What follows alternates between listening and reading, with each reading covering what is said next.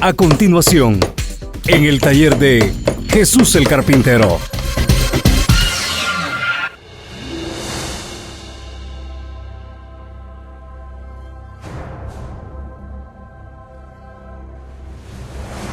El tema de hoy está relacionado con lo que algunos de nosotros, de los viejos ya en el Señor, de los que tenemos más de 30 años en el camino del Señor, conocemos muy bien en lo que se nos había enseñado, porque era un tema que anteriormente se daba constantemente, o sea, se buscaba que la congregación estuviera bien informada acerca de este tema, el tema de las bodas del Cordero. Así es que, mis hermanos, mis hermanas, les voy a invitar a que vayamos a las Sagradas Escrituras y vayamos a el libro de Apocalipsis, al capítulo 19, y vamos a meditar en algo muy especial. Quiero que venga conmigo y quiero que leamos juntos, o sea que usted también abra su Biblia si le es posible, y que leamos Apocalipsis capítulo 19, versículos 7 y 8. Vamos a ver qué es lo que dice la Sagrada Escritura. Le estoy mencionando esta Escritura porque lo que se ha conocido desde un principio acerca de las bodas del Cordero se conoció por esta escritura de Apocalipsis capítulo 19, muy directamente en los versículos 7 y 8. Así es que vamos a leer esos dos versículos, y aquí es donde nosotros encontramos muy enfáticamente hablar, oiga bien, acerca de las bodas del Cordero. Así es que dice así, Apocalipsis capítulo 19, versículos 7 y 8. Ponga mucha atención y grábese esto. Dice así: gocémonos y alegrémonos, démosle gloria, porque han llegado las bodas del Cordero, y su esposa se ha preparado. Oiga bien, han llegado las bodas del Cordero, y su esposa se ha preparado. Como les digo, esta es la escritura que cuando yo me convertí al Señor se nos exponía, se nos abría, se nos leía para hablarnos, y se nos hablaba bastante acerca de las bodas del Cordero. Ahora, les voy a decir por qué razón este era un tema que estaba constantemente siendo predicado en la iglesia. Porque este tema tiene que ver con el arrebatamiento de la iglesia. Este tema tiene que ver con estar velando, con estar despiertos, con estar preparados, con estar alertas para poder irnos con el Señor en el arrebatamiento de la iglesia. Por eso era un tema tan conocido, era un tema tan familiar, era un tema que constantemente se estaba predicando desde los púlpitos de las iglesias. Ahora, la razón por la cual yo les dije hace unos momentos que este tema es un tema para mí, en lo personal, muy profundo, muy extenso, y que no podíamos nada más en una predicación exponerlo totalmente.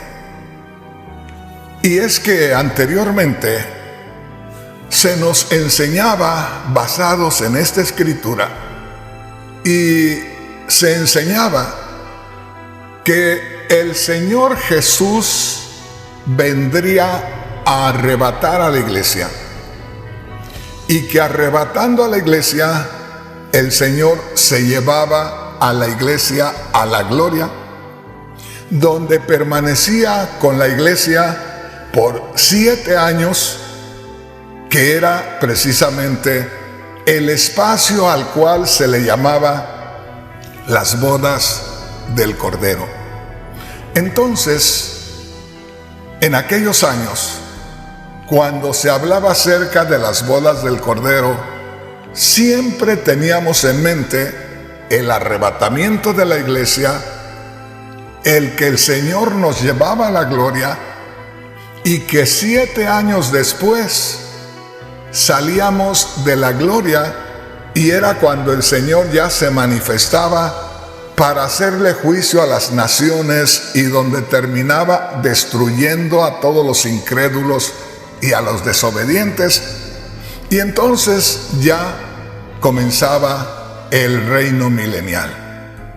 Ahora, la razón por la cual yo les dije que este es un tema en lo personal, para mí, muy extenso, muy profundo, es que debemos tomar en cuenta ciertas cosas. Lo primero es que, según lo que yo entiendo ahora, que conozco la palabra de Dios, que predico la palabra de Dios, es que anteriormente los que nos enseñaban se enfocaban solamente en una cosa: en la venida del Señor Jesús a recoger a la iglesia, y el entrar a la gloria por 7 años, y después de los 7 años salir de la gloria habiendo pasado las bodas de la iglesia y Cristo en la gloria. Hermanos, hermanas, creo que muchos de ustedes me han escuchado asegurar en mensajes pasados, sobre todo cuando he hablado acerca de Israel y el recogimiento de Israel, y me han escuchado hablar, oiga bien, de que el Señor no va a recoger a la iglesia y la va a llevar a la gloria y la va a tener allá por 7 años. Aquí es donde, en lo personal, ya no salgo de acuerdo con lo que una vez me enseñaron siendo miembro de una iglesia por escasos 4 o 5 meses. O sea, cuando yo fui miembro de aquella iglesia, eso fue lo que se me enseñó. Alrededor de 5 meses después que yo empecé en aquella iglesia, ya me vi fuera de la iglesia y me vi hablándole a la gente de Cristo. Y entonces ya me empecé a meter en la Sagrada Escritura y descubrí cosas que llamaron mucho mi atención. En primer lugar, me di cuenta que no hay bases bíblicas para que nosotros sustentemos la teoría o la enseñanza o la doctrina de que cuando el Señor arrebate a la iglesia, se la lleve a la gloria por 7 años. O sea, no hay una base bíblica, no hay escrituras que podamos presentar para que sustenten o sostengan eso, de que en realidad la iglesia, al ser arrebatada, será llevada a la gloria. Eso es por un lado. Por el otro lado, nosotros no podemos mencionar que el Señor Jesús recoge a la iglesia que está en la tierra y que la iglesia, según Primera de Tesalonicenses capítulo 4 versículo 17 y Primera de Corintios capítulo 15 versículo 52, va a ser transformada. En otras palabras, el Señor viene por la iglesia o los creyentes que estamos vivos en la tierra. Entonces, al recogernos, el Señor nos transforma ya de una naturaleza terrenal a tener una naturaleza espiritual o celestial que sea capaz de estar con el Señor en la misma forma espiritual en que Él está. Ojalá que me vaya entendiendo. Entonces, si nosotros vamos a ser transformados de terrenales a espirituales, ya no tiene que ver nada el tiempo. O sea, desde el momento que el Señor nos arrebata, nos transforma, ya no tenemos relación con el tiempo. Por lo tanto, no podemos decir que somos recogidos y que somos llevados a la gloria por 7 años. Porque ahí hay otro problema muy grande también. Que hablar de la gloria es hablar de la eternidad. El tiempo ya no se mide en la gloria. El tiempo no tiene nada que hacer en la gloria. El tiempo no rige en la gloria. El tiempo no se toma en cuenta en la gloria. En la gloria estamos ya en la eternidad. Ahí no hay tiempo. Por lo tanto, decir que la iglesia es llevada a la gloria y que ahí en la gloria permanece por 7 años es un problema para sostenerlo bíblicamente. Así es que mis hermanos, mis hermanas, yo diría que desde Génesis hasta Apocalipsis, porque podemos conectar desde Génesis hasta Apocalipsis, las bodas. No solamente hablar de las bodas del Cordero, porque si hablamos de las bodas del Cordero, estamos enfatizando en las bodas de Cristo Jesús. Pero acuérdese que Cristo Jesús no es un personaje separado de Dios.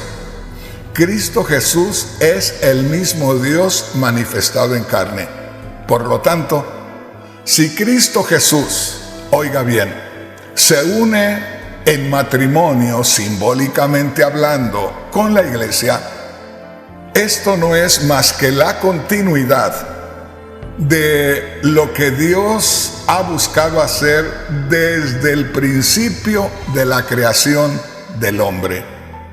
En otras palabras, eso ya lo vamos a ver en otra oportunidad, pero le adelanto esto. Desde que miramos a Adán y a Eva dialogando con Dios y Dios buscando obrar a través de ellos para tener el gobierno de toda la creación, ahí ya podemos ver la unión entre Dios y la humanidad. Aunque ahí todavía eran apenas 2 personas, Adán y Eva. Pero ahí estaba comenzando ya una unión que precisamente es a lo que se refiere la palabra bodas.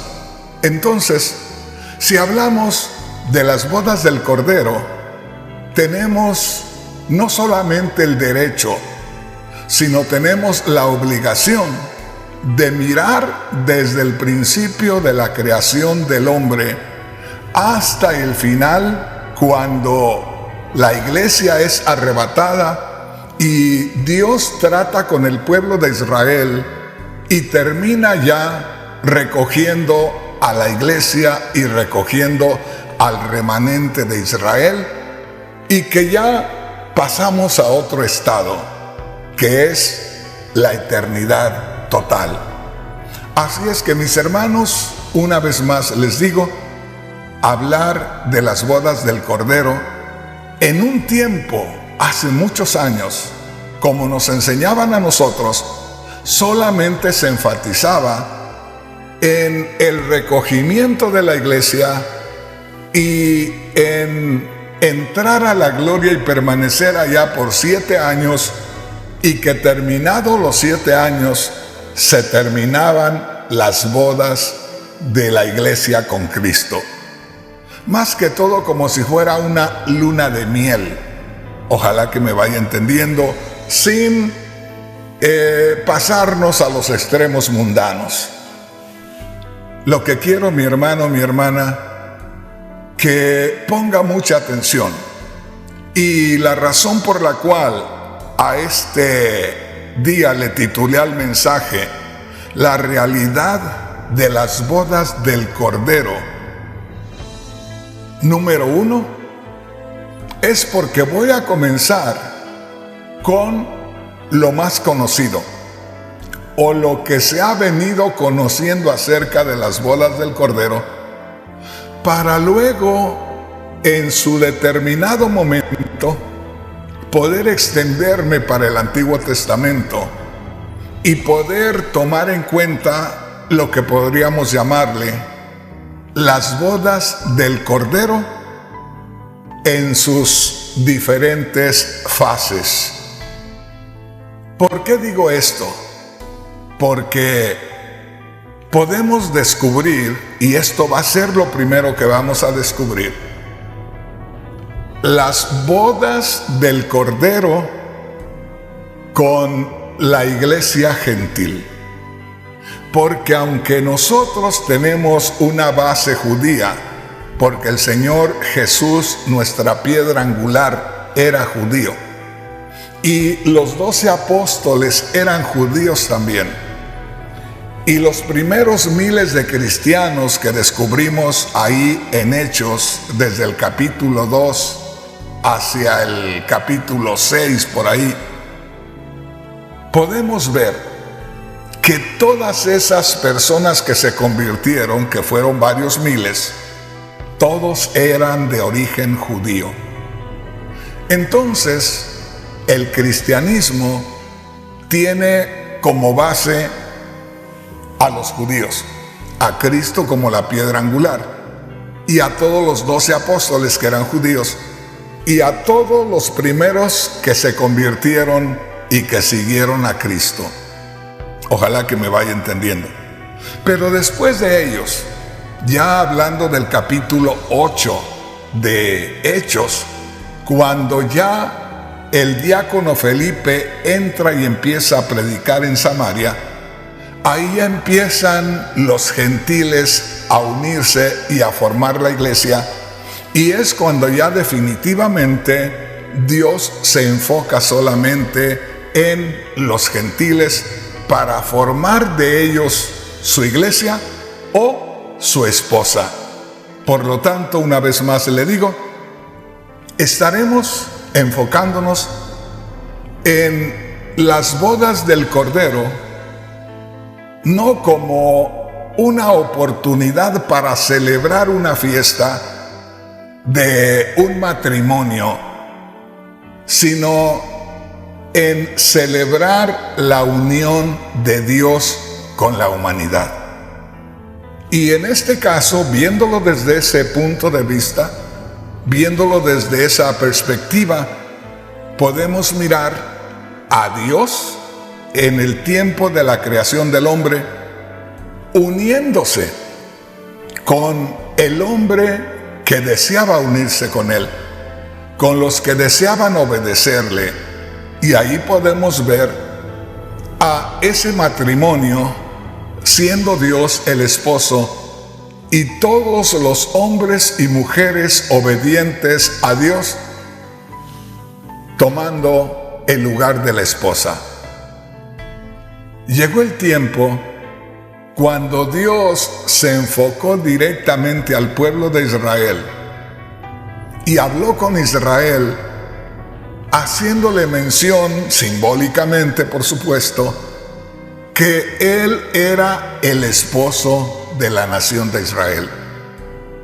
Y estuvo tratando con ellos a través de los profetas, hasta el momento que aparece Dios en Jesús, o Dios hombre, para unirse con Israel, para consolidarse ese matrimonio entre Dios e Israel a través de Cristo Jesús. Pero ¿qué pasó? El pueblo de Israel rechazó al novio. El pueblo de Israel rechazó al pretendiente. El pueblo de Israel rechazó a Dios en Jesús. Y entonces Dios, en Cristo Jesús, dijo: ya que ustedes me están rechazando, tengo otro pueblo, tengo otras ovejas que no son de este mismo redil. Tengo otras ovejitas que no son de este mismo corralito, y a ellos voy a ir. Y es cuando el Señor viene, o Dios en Jesús viene a los gentiles, y cuando se predica que Cristo murió y resucitó, y nosotros creemos en Cristo que murió y resucitó, nos convertimos en pueblo de Dios. Ahí es donde nosotros nos unimos en matrimonio, en un símbolo espiritual, con el mismo Dios en la persona de Cristo Jesús. Y les digo, el tema es tan interesante, el tema es tan maravilloso, porque aún en la Biblia usted va a encontrar que a Cristo Jesús se le presenta como al novio que se va a casar con la iglesia. Y muchos enseñadores dicen que en este tiempo, de aquí a que Cristo venga por la iglesia es una novia con la cual Cristo, el novio, o Dios en Cristo, pretendiente de la iglesia, la está enamorando para, como le digo, que cuando Él recoja la iglesia, que por eso la rapta, que por eso se la lleva, que porque se la lleva para casarse con ella en la gloria. Entonces, mi hermano, mi hermana, yo aquí quiero que veamos algo muy especial. En lo personal, y ya lo vamos a ir viendo más adelante bíblicamente. En lo personal, nosotros los que ahora formamos la iglesia, no somos novia, porque una novia no tiene ninguna responsabilidad con el pretendiente, no está comprometida con él, y si quiere se casa, o si no quiere no se casa. Si quiere lo atiende, y si no quiere no lo atiende, porque no hay un compromiso. Si quiere lo ama, o si quiere lo deja. Pero hermano, hermana, para mí en lo personal, y grábese esto porque esto lo voy a tomar muy profundamente en unos días más. Para mí, cuando nosotros creemos en Cristo Jesús y formamos parte de la iglesia, cuando nosotros individualmente creemos en Cristo Jesús, ahí nosotros somos unidos en un matrimonio espiritual con Cristo, a manera que ya Cristo se queda en nosotros. Y hablando del matrimonio, la Biblia dice, Dios lo dijo allá desde Génesis, hablando de Adán y Eva: ya no serán dos, sino serán una sola carne. Y la Biblia habla y explica ya en el Nuevo Testamento por el apóstol Pablo que la iglesia, en el momento que ya se une a Cristo, entonces ya tiene que dar fruto de Cristo. Entonces le digo, para mí, en lo personal, nosotros, al creer en Cristo, somos uno en Cristo, somos un matrimonio, ya somos una pareja. Cristo es el esposo y la iglesia es la esposa, desde el momento que creemos en Cristo Jesús. Entonces, vamos a estar mirando primeramente lo que es las bodas del Cordero con los gentiles. O sea, vamos a comenzar con lo que ya se está viviendo. Luego vamos a estar descubriendo las bodas del Cordero con el pueblo de Israel, cuando venga el tiempo que se conoce como las bodas del Cordero, donde nosotros también estaremos allá en el reino milenial, pero en calidad de amigos o de testigos. Y luego vamos a hablar acerca de Dios como esposo de la humanidad que cree en Él, que confía en Él, que le sirve desde la creación hasta cuando ya Dios le hace la invitación a Israel para unirse en ese matrimonio, pero Israel lo rechaza. Luego viene Dios a los gentiles, que es donde nos encontramos ahora, y luego vamos a mirar lo que es el tiempo cuando Dios se desposa nuevamente con Israel, porque ya Dios, de acuerdo a Isaías y a otros profetas, estuvo desposado o estuvo unido en matrimonio con Israel, pero la falta de fe de Israel se convirtió en infidelidad espiritual para con Dios, y por eso hubo una separación por la infidelidad de Israel. Y entonces Dios en Cristo se une con nosotros los gentiles. Cuando nosotros los gentiles entremos, oiga bien, ya a estar con Cristo por siempre, que es en el arrebatamiento, entonces Dios vuelve a tratar con el pueblo de Israel, que viene siendo ya el tiempo del reino milenial. Y hay algo más todavía: las bodas del Cordero, en lo que es y lo que yo llamo las bodas eternas del Cordero. Porque precisamente, si usted lee conmigo, ahí en Apocalipsis capítulo 19, versículos 7 y 8, descubrirá que esto ya es cuando todos los redimidos estamos en el ambiente espiritual. Mientras que acá en la tierra hay castigos, hay juicios sobre toda la gente incrédula y desobediente, ya en gloria se está preparando todo para darle el toque final y que estemos ya por toda la eternidad gozando de la presencia de Dios, tanto judíos como gentiles en un mismo pueblo.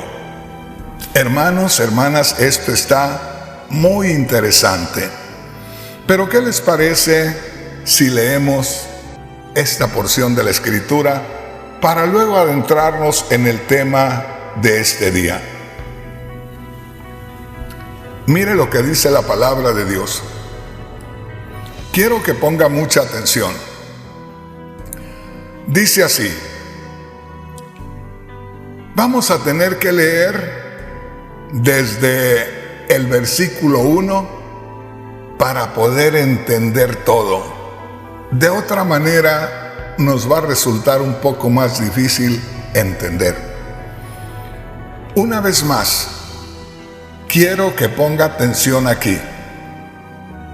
Que esto que vamos a estar leyendo se refiere a algo que está sucediendo en la gloria, ya después que los gentiles que han creído en Cristo han entrado a la gloria, y que los judíos que reconocen al Señor Jesús como su Mesías, después que ya nosotros somos recogidos o arrebatados, entonces ya este es un recogimiento en la gloria. Aquí no podemos nosotros tomar en cuenta esta escritura para poderla aplicar a una novia, oiga bien, que supuestamente está en esta tierra apenas buscando ataviarse, prepararse para que la acepte el novio para este tiempo. Porque lo que se nos enseñaba anteriormente y lo que enseñan todavía muchos pastores en estos días, porque muchísimos pastores enseñan lo mismo que yo aprendí cuando comencé en los caminos del Señor, que en estos momentos todos los que nos convertimos a Cristo formamos la iglesia, pero señalan a la iglesia como una novia que se está preparando para que en el arrebatamiento sea prácticamente ya capacitada o que clasifique para que pueda pasar las bodas con el Cordero. Ojalá que me entienda. Como que ahorita la iglesia está haciendo méritos para que cuando sea el arrebatamiento califique para formar parte ya como esposa de Cristo. Yo no lo veo de esa manera. Yo lo veo de una manera directa, real, y como le dije hace un momento, que en el momento que nosotros creemos en Cristo, individualmente, en el momento que yo creí en Cristo, me convertí en iglesia, en una iglesia que ya estaba formándose. De manera que en el momento que yo creí, me uní a la iglesia que ya está casada con Cristo, porque en el momento que nosotros creemos en Cristo, individualmente, Cristo mora en mí y ya somos uno en espíritu. Ya no somos dos, ya somos uno. Quiere decir que ya estamos unidos en matrimonio. Y el tiempo que yo dure aquí en la tierra, juntamente con todos los demás hermanos que formamos la iglesia, no vamos a hacer méritos por nosotros mismos para llegar a ser aceptados por Cristo, sino más bien ya nos unimos en matrimonio, ya tenemos intimidad espiritual. Oiga, no voy por el lado carnal. Tenemos ya un matrimonio. Desde el momento que nosotros creemos en Cristo, ya formamos parte de Cristo en un matrimonio espiritual, y Cristo en nosotros está obrando a manera que los frutos de nosotros sean frutos de Cristo y que sean frutos que agraden a Dios. En otras palabras, ya estamos unidos con el Hijo de Dios y somos uno con el Hijo de Dios, y Dios está obrando a manera que le estemos dando mucho fruto a Dios o muchos nietos a Dios. Suena un poco raro, pero ya verá que me va a ir entendiendo muy bien. Así es que, mi hermano, mi hermana, hablemos de lo que es hoy las bodas del Cordero. Y yo quisiera en estos momentos que viniéramos a una escritura y que viéramos algo que muchas veces no se toma en cuenta. Juan capítulo 3, versículo 29 dice así: el que tiene la esposa, oiga bien, es el esposo, mas el amigo del esposo que está a su lado y le oye, se goza grandemente de la voz del esposo. Aquí es donde yo quisiera que pusiéramos atención. Y le voy a citar una escritura que no se la voy a mencionar en estos momentos porque más adelante la voy a tocar. Pero solo le voy a recordar aquella ocasión cuando el Señor Jesús hizo algo. Cuando la Sagrada Escritura nos habla y nos enseña que nosotros, los cristianos, debemos estar con un gozo de fiesta de bodas.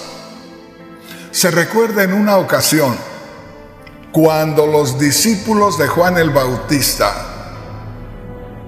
le dijeron al Señor: Maestro, ¿por qué nosotros los discípulos de Juan el Bautista ayunamos? ¿Y por qué tus discípulos no ayunan? Y hay unas palabras maravillosas que el Señor les dio a los discípulos de Juan y les dijo: mientras que unos están en bodas, en fiestas de bodas, no tienen por qué ayunar. Usted sabe que una persona que ayuna es una persona que entra en un desgaste físico, entra en una lucha física, se nota decaimiento físico, se nota debilitamiento físico, se ve una cara de batalla, de estragos, de tristeza, de dolor. No se nota una cara muy alegre como normalmente pudiera mostrar alguien que está en una gran fiesta. Y me llama la atención lo que dijo Cristo: mientras que el esposo esté con ellos, no tienen por qué ayunar. Ya vendrá el momento cuando el esposo les será quitado, entonces van a poder ayunar. Pero me quedo con la primera parte para aplicarla a la iglesia. Nosotros, desde que creemos en Cristo hasta que Cristo nos lleva en el arrebatamiento, estamos en fiesta de bodas, o debemos estar en fiesta de bodas. Y no estamos mostrando que estamos en fiesta de bodas. Estamos muy preocupados por los problemas. Estamos como que Dios nos abandonó cuando estamos enfermos y Dios no nos sana inmediatamente. Estamos como que Dios no está con nosotros. Y eso puedo tomarme unos 5 mensajes o 10 mensajes con ese tema.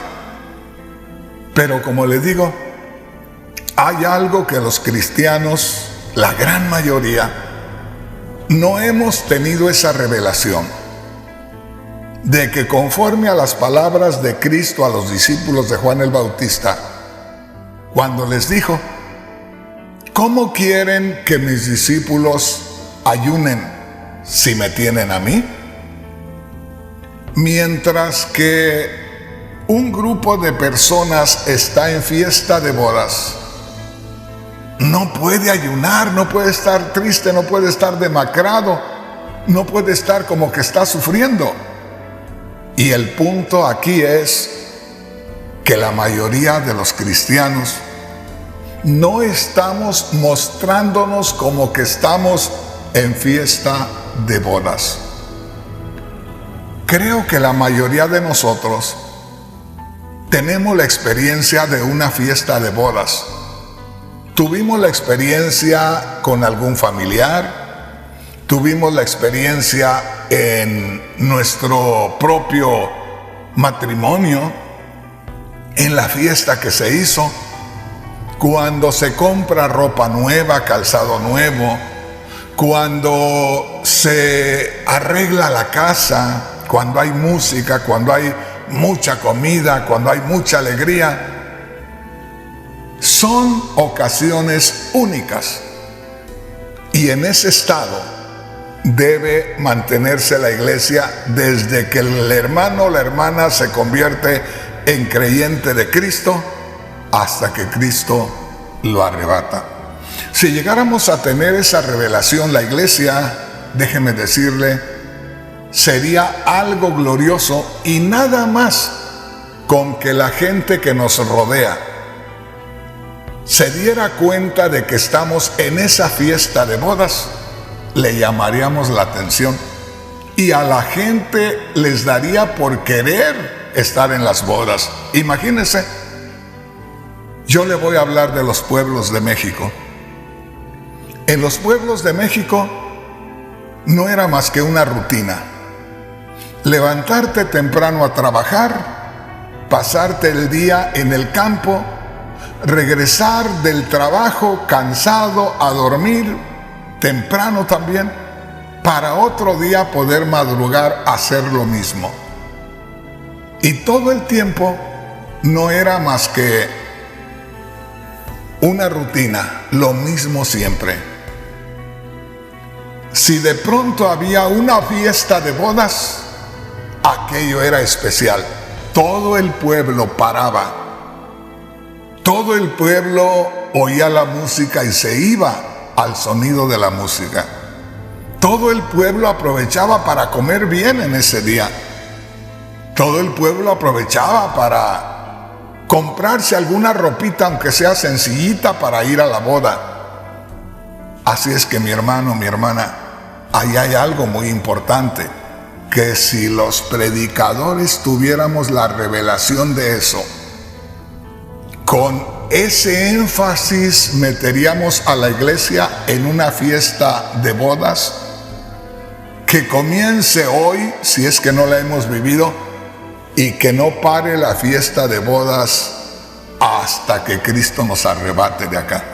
Por eso les digo, imagínense una fiesta de bodas todos los días en fiesta de bodas. Eso es maravilloso. Pero bueno, vamos a ver algo más aquí que es muy importante. Vamos, hermanos, hermanas, a mirar las bodas del Cordero con los gentiles. O sea, Cristo uniéndose en matrimonio con nosotros los gentiles, los que no llevamos por nuestras venas corriendo sangre hebrea, sangre judía. Y como les digo, en lugar solamente de mencionar que las bodas del Cordero son el momento aquel cuando Cristo arrebata a la iglesia y la mete por 7 años a la gloria y después sale de la gloria, habiendo ya estado consumando el matrimonio allá en la gloria por 7 años, ¿por qué no mirar las bodas del Cordero desde el momento que se convierte el primero de los gentiles hasta que se convierta el último de los gentiles? Fíjese bien, un día hubo un momento cuando alguien se convirtió a Cristo, y me refiero más a los gentiles. Y aquí también pueden quedar los judíos con el fundamento de la iglesia. Pero me enfoco en los gentiles porque prácticamente es la unión del Cordero con los gentiles. Aunque, como ya le dije, tenemos fundamento judío. El asunto es que desde el momento que se convirtió el primero de los gentiles a Cristo, hasta cuando se convierta el último de los gentiles, ahí será un proceso, será un tiempo de estar en fiesta de bodas todo ese tiempo. Venga conmigo y vamos a ir a Mateo capítulo 22 y vamos a leer del verso 1 hacia el verso 10. Venga conmigo. Una vez más le digo, posiblemente en estos días, para muchos predicadores, este tema de las bodas del Cordero no sea tan importante, no sea tan interesante, y por eso no lo tomen en cuenta. Pero es que en realidad no saben qué tan profundo está esto, qué tan extenso está. Y aquí vamos a estarlo descubriendo. Mire lo que dice la palabra de Dios en Mateo capítulo 22, versículos 1 al 10. Dice, antes de empezar a leer, parábola de la fiesta de bodas. Una fiesta de bodas para nosotros, los gentiles. Aquí no entran los judíos, porque aquí vamos a descubrir en esta misma escritura que a ellos como iglesia se les hace la invitación a que se casen con Cristo. Fíjese bien, a ellos como pueblo que Dios ha escogido, Dios los invita para que se unan en matrimonio con Cristo. Pero ellos no muestran interés. Y por lo tanto, al no mostrar interés, entonces Cristo opta por irse a los gentiles. Mire lo que dice acá. Mateo capítulo 22, versículo 1. Respondiendo Jesús, les volvió a hablar en parábolas diciendo: el reino de los cielos es semejante a un rey que hizo fiesta de bodas a su hijo. Aquí cuando dice el reino de los cielos, de cierta manera está mostrando lo que Dios lleva a cabo para unir a la humanidad con Él. El reino de los cielos es semejante a un rey. Este rey es Dios. A un rey que hizo fiesta de bodas a su hijo, a Jesús el Cristo. O sea, de parte de Dios se está llevando a cabo un proyecto donde Dios está buscando unir en un matrimonio espiritual, en una unión espiritual con el pueblo de Israel, con la nación hebrea. ¿Me está entendiendo? Dios está buscando unirse. Acuérdese que Jesús el Cristo es el mismo Dios en forma humana. En otras palabras, Dios, que es espíritu, se manifestó en carne para conectarse con el pueblo de Israel, muriendo por los pecados y así uniendo al pueblo de Israel por la fe. Entonces dice, el reino de los cielos, verso 2, es semejante a un rey, ese rey es Dios, que hizo fiesta de bodas a su hijo. ¿Qué quiere decir eso? Que Dios estaba buscando casar a su hijo, o que ese ser humano, Jesús de Nazaret, iba a unirse con el pueblo de Israel. Se iba a formar un solo pueblo con Cristo a la cabeza, un solo reinado con Cristo a la cabeza. Y dice, hizo fiesta de bodas a su hijo. Recuerde, buscando unirlo en matrimonio con el pueblo de Israel. Y envió a sus siervos a llamar a los convidados a las bodas. Estos siervos que menciona aquí en el verso 3 son los profetas que a través de los años Dios envió para atraer a Israel a Dios. Pero ¿qué pasó? Dice verso 3, y envió a sus siervos, a los profetas, a llamar a los convidados a las bodas. Note esto, mas estos no quisieron venir. O sea, ese es el rechazo de los judíos a Cristo, el no querer aceptar a Cristo. El rechazar a Cristo era rechazar al Hijo de Dios para que fuera esposo de ellos.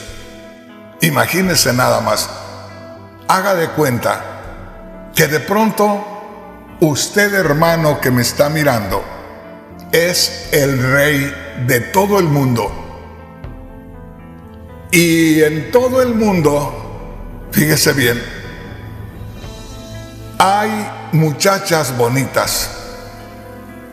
Sin embargo, esas muchachas bonitas, hablando espiritualmente, no valen nada. Estarán bonitas, pero espiritualmente no tienen belleza. Espiritualmente son feas. No pueden competir con la realeza de Dios. Y dice aquí, y envió a sus siervos a llamar a los convidados a las bodas. De cierta manera, tomando en cuenta que Cristo Jesús era el mismo Dios manifestado en carne, de cierta manera Dios se estaba humillando. Cristo se estaba rebajando porque Cristo era perfecto y todos los israelitas eran imperfectos. Por lo tanto, no eran de su mismo nivel espiritual. Y ahí es donde, de cierta manera, Dios les estaba favoreciendo a los hombres. Y los israelitas, sintiéndose personas muy especiales, rechazaron la oferta de Dios. Dijeron, ¿sabes qué? Tu hijo será muy puro, muy perfecto, será santo, pero ¿sabes qué? No nos importa, no queremos a tu hijo. Rechazaron al Hijo de Dios. Como decimos los mexicanos, le hicieron el feo a Cristo. No lo quisieron como esposo. ¿Cómo se iba a sentir el rey? ¿Cómo se iba a sentir Dios cuando el pueblo de Israel rechazó a Jesús, su hijo, como para que fuera el esposo de Israel? Y dice ahí, verso 4, volvió a enviar a otros siervos a otros profetas, está hablando del Antiguo Testamento, diciendo: decid a los convidados, he aquí he preparado mi comida, mis toros, mis animales engordados han sido muertos, y todo está dispuesto. Venid a las bodas. Oigan, Dios le está diciendo al pueblo de Israel: ya la boda está preparada. Yo, como el rey, dice Dios, ya preparé todo. Ya está la comida, ya está la música, ya está todo lo que se requiere en la fiesta, y ahí está mi hijo. Ahí está el novio para casarse, preparado. Qué tremendo. Mire lo que dice aquí en el verso 5. Mas ellos, sin hacer caso, se fueron, uno a su labranza, otro a sus negocios, y otros, tomando a los siervos, los afrentaron y los mataron. ¿Qué te parece? Cada quien se fue a sus tareas, cada quien se olvidó de lo que Dios estaba ofreciéndoles. Y fue tanta la insistencia de los siervos de Dios que vinieran a unirse en matrimonio con el Hijo de Dios, que hasta los maltrataron y hasta mataron a algunos de los siervos, los profetas. Dice el verso 7: al oír el rey se enojó, y enviando sus ejércitos destruyó a aquellos homicidas y quemó su ciudad. Eso sucedió en el año 70 de nuestra era, y eso está ahí en Mateo capítulo 24, versículos 1 al 3. Ahí está profetizado, donde los discípulos del Señor le dijeron: Señor, mira este templo, qué maravilloso, mira los edificios que están alrededor, qué piedras tan poderosas, tan grandes, qué edificios tan majestuosos. Y dijo el Señor: mírenlos bien, porque muy pronto no quedará una piedra sobre otra, todo va a ser destruido. Y es precisamente lo que dice la palabra de Dios aquí en el verso 7. Cuando rechazaron al Hijo de Dios, aproximadamente 40 años después, vino la destrucción del templo y los edificios, y se arrasó con la ciudad de Jerusalén de parte de los ejércitos romanos. Y dice en el verso 8, ponga mucha atención, aquí entramos a lo que tiene que ver con nosotros. Entonces dijo a sus siervos, verso 9: id pues a las salidas de los caminos, y llamad a las bodas a cuantos halléis. Este llamamiento ya no era a Israel, ya era a los gentiles. Mire por qué.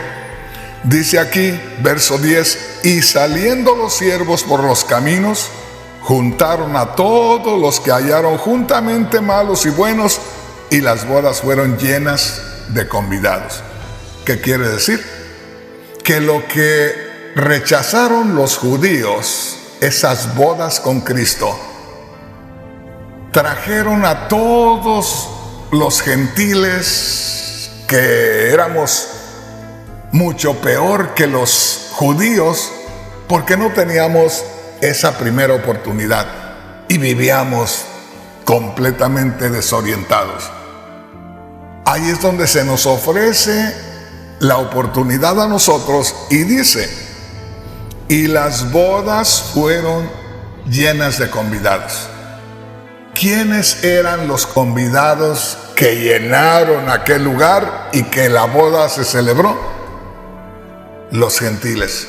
Entonces, en cada gentil que se está convirtiendo, está participando de una unión espiritual con Cristo.